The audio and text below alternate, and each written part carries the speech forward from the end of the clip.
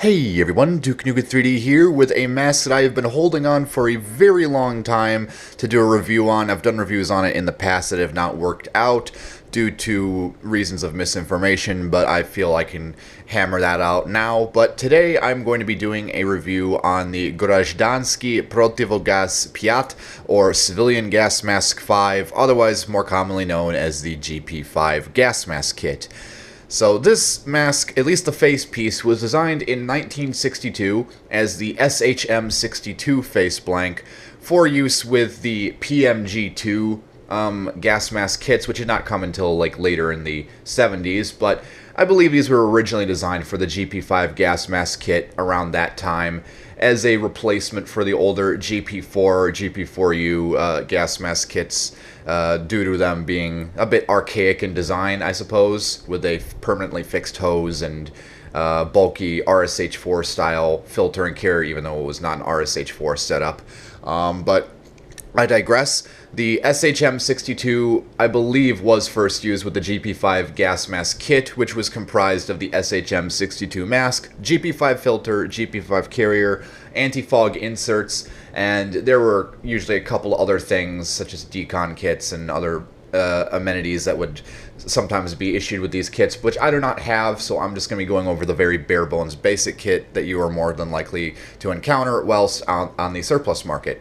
So, like I said, eventually, around the 1970s, the SHM62 facepiece got incorporated into the PMG2 gas mask kit with issue with a Type G carrier, an EO62K filter, and other accessories that would have been issued with the SHM66MU facepiece as well, but we're just going to focus on the civilian GP5 mask for now. So, obviously, the reasons which I have held off on doing a review for this mask for so long is I feel like it's kind of a low-hanging fruit. You all know this mask, you've all seen them, there really isn't too much to discuss that brings new to the table in terms of its design and its history, so I felt it was kind of pointless, but some of you have been asking for it, so I figured why not, might as well get it out there. So anyways, this is a pretty typical example of a SHM62 face piece. This is the I guess quote-unquote earlier variant made out of a white rubber. These were later produced out of black rubber, and they are still in current production today by Tambov Mash under the designation SHMP. So these masks are still very much current issue in use to the industry. Not to civilians or civil defense really anymore, but I guess they kind of are to a degree, but their main and primary function nowadays on the market, at least in the Eastern Bloc region, is as an industrial mask. So, but this is a typical example of a Cold War era GP5 gas mask kit for civilians and civil defense workers. So, anyways, getting on to the face blank here, there really isn't too much to mention about it. It's it's a GP5. You've all seen them. You've got your very basic Schlem Maska style helmet mask assembly here. You have the SHM62 style shortened valve assembly.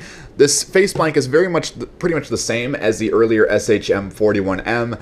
However, the valve box obviously is shortened as it did not need to accommodate a winterization cover or the PRV style filter. Hose sleeves for the PRV rocket refueling mask setup that the SHM41M was capable of doing. These were just probably originally designed for the GP5 kit, so they did not need those amenities, but they ended up being issued to the military in some degree with the PMG2 kit. On the side of the face blank here, we have some markings. This is a facepiece slot of number 734, and mine it was made in Tambov Mash in the fourth quarter of 1978, and hopefully the camera is picking that up. I know my camera is very terrible at picking up markings, but hopefully you should be able to see that. You can also see a 3U stamp. This is a size large GP5, but the Cyrillic Y there is actually a U, which means Aleutiany, and the Aleutiany stamp next to the size refers to the thickness of the rubber. If it has the Aleutiany stamp, the rubber is thinner. If it does not, the rubber is slightly thicker. I don't know why they needed to specify this, but it is what it is. So the eyepieces are very basic. They are your typical Soviet crimped-on style that you all know and love. Nothing really needed to be improved about these. Just everything is generally crimped onto the mask and taped in place as well.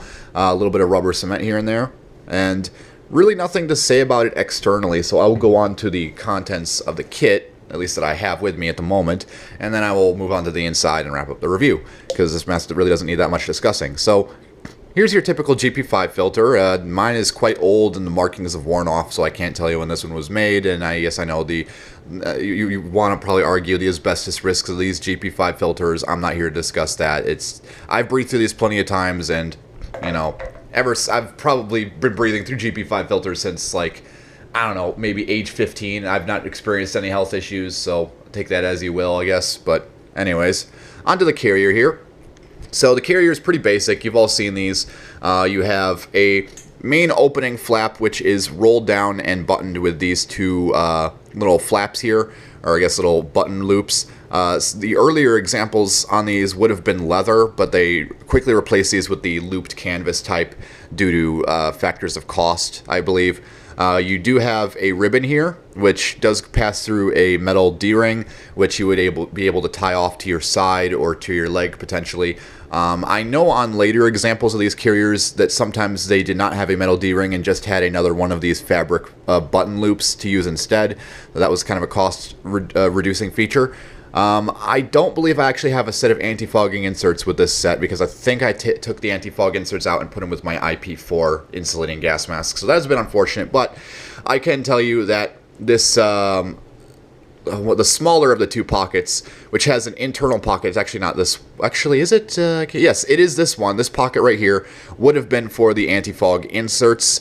I will open that up there and give you a better look, and you can hopefully sort of see that inner pocket there that the anti-fogging inserts would have been inside. And this would have also probably held some other sort of accessory.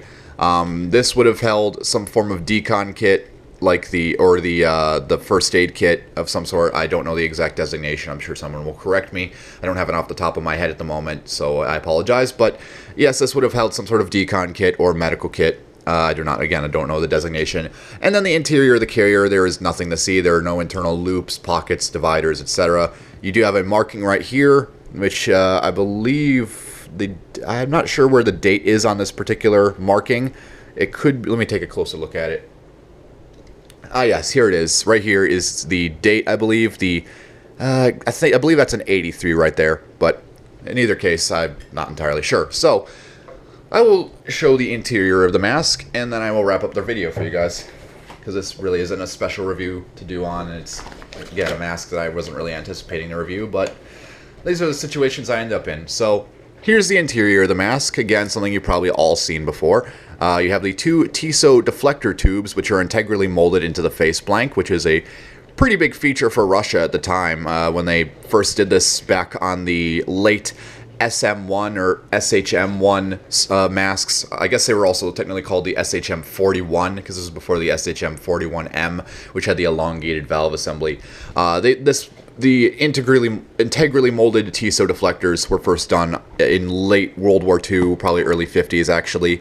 But anyways, yes, Russians were beginning to figure out integrally molded tubes, and this mask is a pretty good typification, if that's even a word, of that sort of process. But anyhow, before I ramble on about that, you can see the outlet valve throughout the bottom there. You do have some markings and stampings embossed into the metal of the valve assembly. I'm not sure what they represent entirely. They're just there. You have the anti-fog insert retainers, and there really isn't else to mention about this. I do believe there would have been some sort of serial stamp on the inside of the hood, but mine is not present, and it is long since worn away from usage. So that's basically that. So I really don't have too much else to mention on this mask. It was just a quick little review to get out there. Very common masks, and you know, they're pretty much like the starter kit of gas masks, I guess you could say. Everyone and their mother has one pretty much, and those who don't, I guess, good on them, I guess. But anyhow, yeah, that's basically it. Before I ramble on further, I'm Duke with 3D. If you have any comments, questions, corrections, or concerns, drop them in the comments below, and I will see you all later.